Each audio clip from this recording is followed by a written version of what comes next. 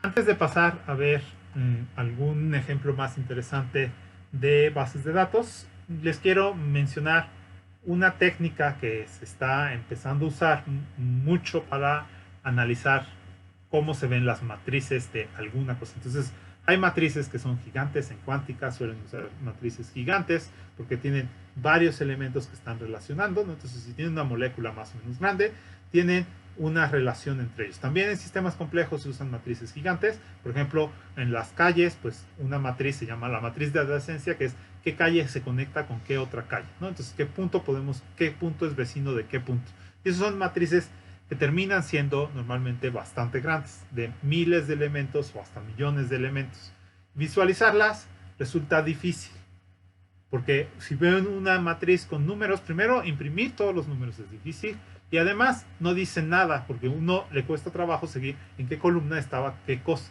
Pero resulta que muchas veces ver una imagen es muy simple para el ojo. Entonces, si uno tiene la imagen, es más simple. Entonces, ahora en este video quiero hacer notar que en el fondo las imágenes son tablas también, ¿no? Entonces no son tablas con el estilo de data frame, pero sí son tablas, ¿no? Entonces si yo cargo una imagen, lo puedo después esta imagen transformarla en una tabla vía data frames, ¿no? Entonces vamos a esperar a que se cargue. Ya se cargó la paquetería, se tiene que precompilar toda la paquetería para, para cargar la imagen. Después la voy a pasar al data frame. Okay. Entonces ya produjimos nuestra imagen que hemos estado utilizando. Lo mando a una tabla y pues me va a dar como cada uno de los elementos, como les decía, como ahora el primer elemento no es un string, sino un RGB, entonces me pone automáticamente x1, x2 y x3, que son los tres posibles valores. Entonces, ¿qué es lo que tiene cada una de las imágenes? x1, x2, x3 va a tener al final 769 columnas que corresponden al largo de mi cosa esta y 580 renglones que corresponde a la altura de mi imagen, ¿no? Entonces, aquí va a haber 769 X's, X1, X2, X3, etcétera, y con los 580 renglones, y en cada uno de esos tiene un color, ¿ok? Noten que el color está en este tipo de números, que es un conjunto unitario de rangos que va o sea, que tiene 8 bits. O sea, hay 256 posibles primeros valores del color, segundos valores del color y terceros valores del color. O sea, ¿cuántos colores tenemos? 256 elevado al cubo. ¿Ok? Esa es la posibilidad de colores que tenemos en nuestra imagen. Entonces ahora, si yo pongo la imagen data, que es el nombre que habíamos puesto aquí, x1, pues me va a dar los colores del primer píxel en esta dirección, ¿no? Entonces esto me lo está poniendo, digamos, como transpuesta a la imagen. Ok, entonces ahora voy a guardar esta imagen como una tabla de datos. Entonces esa tabla de datos va a incluir simplemente, dentro va a tener todas estas letras que nos va dando el color. Entonces si ahora nosotros vamos y revisamos cuánto pesa esta, ya no se me olvidó cómo se había llamado, zorro marmota CSV, ¿no? Entonces vamos y buscamos aquí zorro marmota CSV. Entonces tiene 13 megas.16. Y ahora voy a buscar la misma, voy a buscar la imagen. Voy a buscar la imagen y la imagen era 10-SN no sé qué. Entonces vamos al 10-SN no sé qué. Esa tiene 107 kilobytes. Entonces es gigante la diferencia entre la tabla y la imagen. Entonces claramente no nos conviene guardar las imágenes como tablas, porque está guardando muchísima información, un montón de letras de alguna forma que no necesitamos. Lo que necesitamos es el color y eso se requiere menos memoria en realidad para guardar. Entonces quizás lo que podemos hacer, lo que uno puede adivinar de esto, es que lo que podría ser interesante es hacer exactamente el proceso contrario. En vez de guardar la imagen como una tabla, guardar una tabla como una imagen. Entonces eso pues tiene algunas restricciones, pero nosotros podemos guardar una imagen, una tabla que pese 1 GB de información o 2 GB de información en tan solo unos pocos megabytes de información, ¿no? Porque es 20 megapíxeles, que son 20 megabytes de información en el fondo, digo, gigabytes de información en realidad, se puede comprimir en solamente 20 megabytes de imagen. Entonces, una imagen de 20 megabytes nos puede incluir 20 millones de datos, lo cual es muchísimo. Entonces, no siempre se puede. Y hay un detalle, que estos son colores. Hay que escribir un diccionario que nos transforme de colores hacia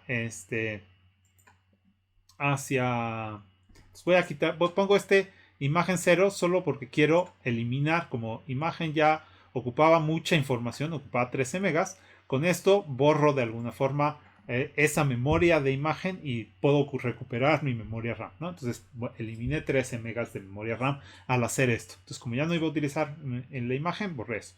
Ahora, regresando al punto. Entonces yo genero una base de datos gigante. Ahora la quiero comprimir. La comprimo con colores. Hago una serie de reglas de qué color va a ir a qué, qué número va a ir a qué color.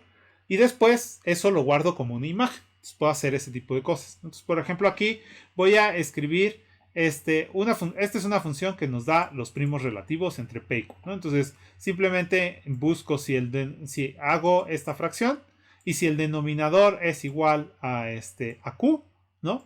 Entonces es un primo relativo porque no se pudo reducir más, ¿no?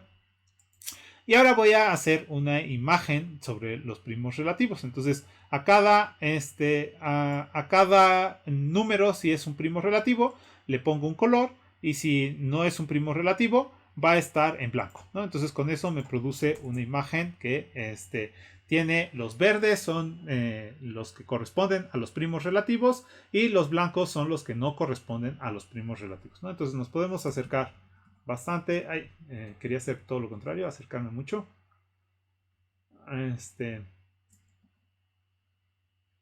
Quién sabe qué hice. Me pasé.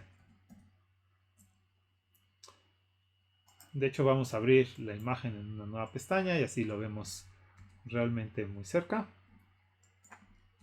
Ya está al máximo que podemos acercarnos y pueden ver que hay aquí pues toda una serie de... Entonces aquí corresponde a un primo relativo, mientras que estos blanquitos corresponden a no primos relativos. ¿Qué estructuras forman? Eso puede uno como pensar en diferentes cosas. Por supuesto, hay algunas cosas que sabemos. Cuando es 1 va a ser no va a ser primo relativo de ningún número porque todos van a ser divisibles entre 1.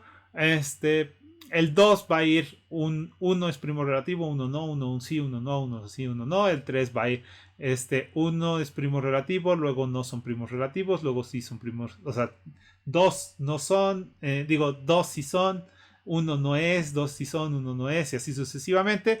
Y de ahí empiezan a ser como figuras curiosas, ¿no? Entonces uno se puede interesar por estas clases de cosas y estudiar las figuras y si se repiten algunos tipos de figuras con alguna periodicidad, que no se repiten con periodicidad, pero es casi periódico el asunto. En fin, pueden estudiar esta cosa, pero sobre todo lo importante en todo este asunto es que nosotros podemos, esta cosa que acabamos de producir aquí con 1.000.000 de datos, lo podemos transformar en una imagen de 1000 por 1000, y eso pues es una imagen bastante chiquita, ¿no? Entonces ahora voy a guardarlo como imagen y vamos a revisar cuánto es, ¿no? Entonces es primosrelativos.png. Nos vamos a primosrelativos.png.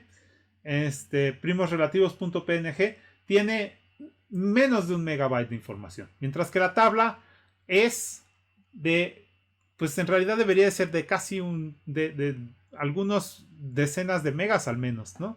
Entonces ahora lo que necesitamos es una forma de transformar esta tabla. Por suerte esta tabla es muy sencilla, son ceros y unos en el fondo, ¿no? Entonces simplemente decimos el color que nosotros elegimos. Noten que elegí esta forma de color, tanto aquí como aquí arriba. Ajá. Entonces necesitan, porque son los colores reales, los que tiene la computadora.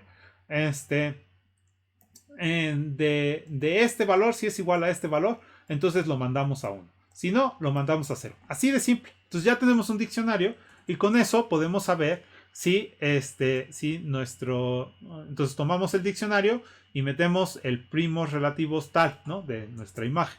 Y lo revisamos y nos va a decir si es o no es un primo relativo. El 2, el 1 y el 2 son primos relativos. Pues sí, sí son primos relativos. El 7 y el 14 son primos relativos.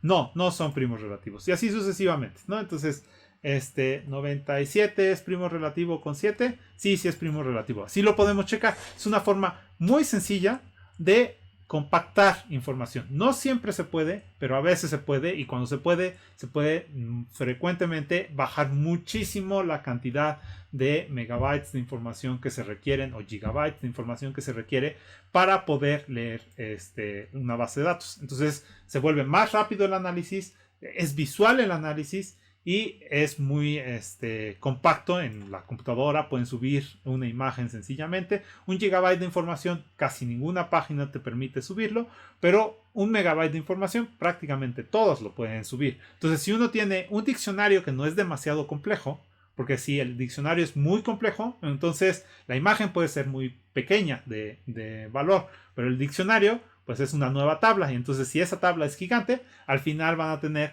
una cosa que no se compactó la información. Entonces hay dos partes cuando utilizan esta técnica de hacer una imagen, de transformarla en una en una tabla.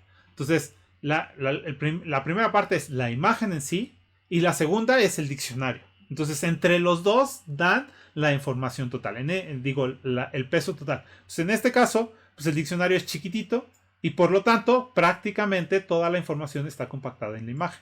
Y yo puedo crecer mucho la imagen y tener toda la información accesible, ¿no? Entonces, esa es una manera lista de compactar las bases de datos, que creo que lo utilizan relativamente poco para lo poderoso que puede ser. Y la razón por la que lo utilizan relativamente poco es porque se requiere tener alguna habilidad más o menos alta en eso de generar el diccionario, pero ya están viendo que no es tan complicado tampoco. Entonces uno genera un buen diccionario y eso no se automatiza tan fácilmente, lo tienen que pensar cómo hacerlo, pero una vez que tienen el buen diccionario, comprimir la información es realmente muy fácil. Entonces tienen una llave para descomprimir lo que es el diccionario y para comprimirlo, que es simplemente pues, el diccionario a la inversa de alguna forma. Ok, otro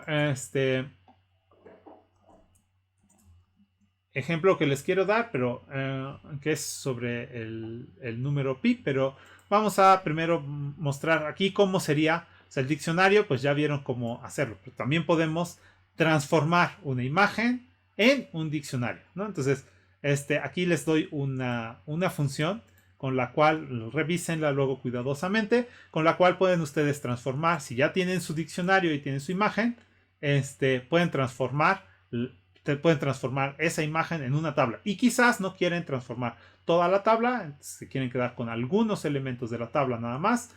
Entonces pueden elegir un conjunto de columnas nada más. Y ese conjunto de columnas lo doy inicialmente como todas las columnas en total, pero podrían quedarse con algunas columnas nada más. Luego pueden pensar en quizás también solo quieren algunos renglones, pueden extender esta función a que solo les incluya algunos renglones, pero por ahora pues ya tienen una cosa que les transforma una imagen en una tabla, ¿no? Entonces aquí voy a elegir la imagen de primos.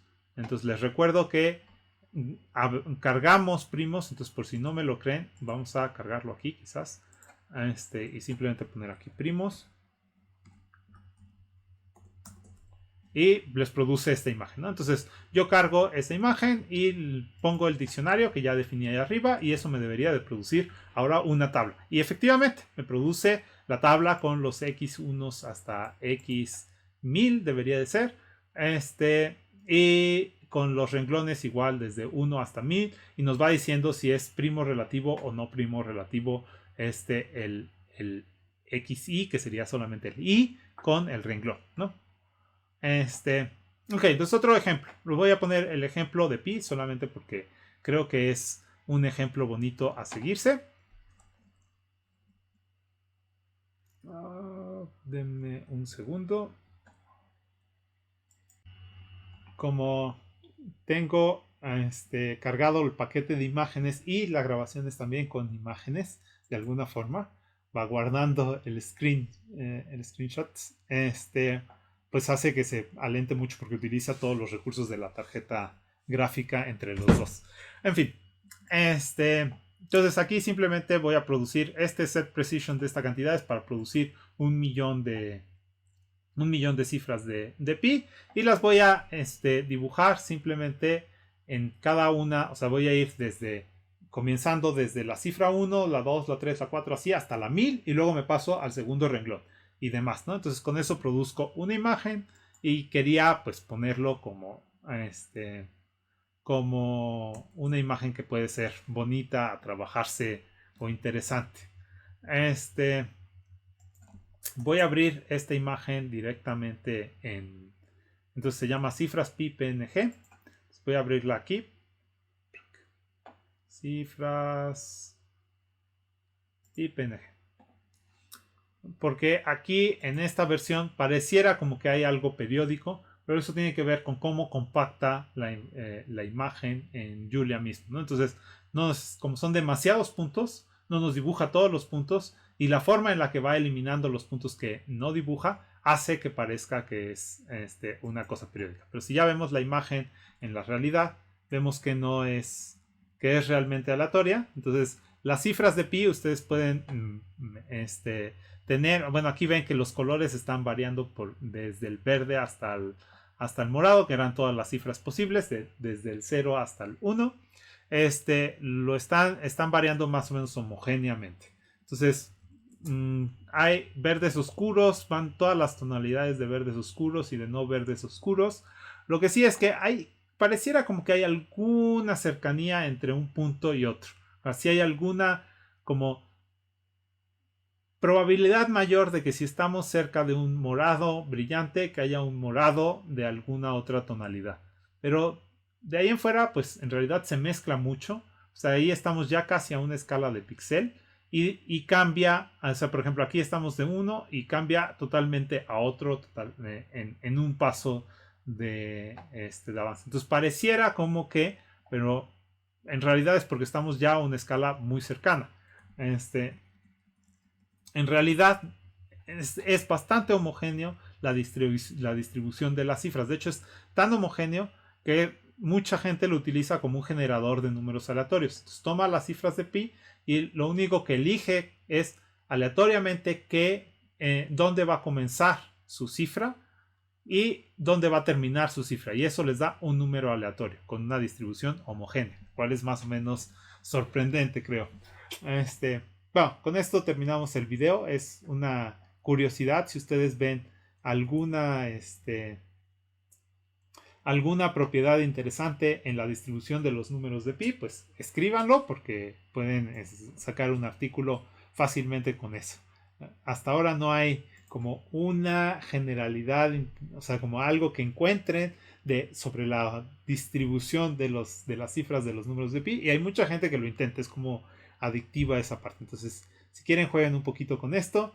A ver que aquí tenemos el primer millón de cifras visto relativamente fácil, ¿no? Entonces, aquí terminamos nuestro video, pero los dejo con estas ideas para que lo piensen, para que vean si las bases de datos, por ejemplo, las bases de datos que vamos a ver en los siguientes videos del crimen y del COVID, si no se pueden compactar en una imagen. Entonces, además de que sirve para analizarse rápidamente más fácil, visualmente más fácil, aprovechar esa capacidad del ojo que tenemos para encontrar patrones muy rápidamente, además de eso, también sirve para compactar. Las bases de datos que les voy a pasar son de cientos de megabytes y eso es un problema en general, ¿no? No podemos descargar tan rápido cientos de megabytes. Si los pudiéramos compactar a una decena de megabytes o 2 megabytes o algo así, pues sería increíble, se los podría pasar por cualquier forma y podríamos además almacenar mucha más información. Entonces piensen si no hay alguna estrategia para hacer un diccionario. Eso no es parte de la tarea, pero piénsenlo como si no hay alguna buena estrategia que ustedes pudieran hacer para generar compactación en la información. De estas bases en particular, que en el caso de México nos interesa tener saber el número de muertes que hay por asesinatos o de robos o de lo que sea, y queremos ver la evolución en el tiempo, y eso en todos los estados, todos los municipios, en tanta información como podamos, y eso nos puede ayudar a poder saber si estamos mejorando o empeorando como país, poder decidir si se debe de tomar una estrategia u otra, si alguna estrategia en algún lugar funcionó, si depende de la cultura de la región, de lo que sea. Entonces, entre más información tenemos, mejor. El problema de la información es que es pesada y eso requiere servidores, que lo vuelve poco transparente el poder extraer esa información, porque como no lo pueden subir, no se puede colectar por las personas, y entonces eso hace que en general no tengamos acceso a la información todos, porque no se puede comprimir. Si logran comprimirla, pues tienen resuelto parte del problema. Y quizás no es tan difícil resolver eso, al menos para estos datos que ya se producen. En fin, piénsenlo y nos vemos en el siguiente video.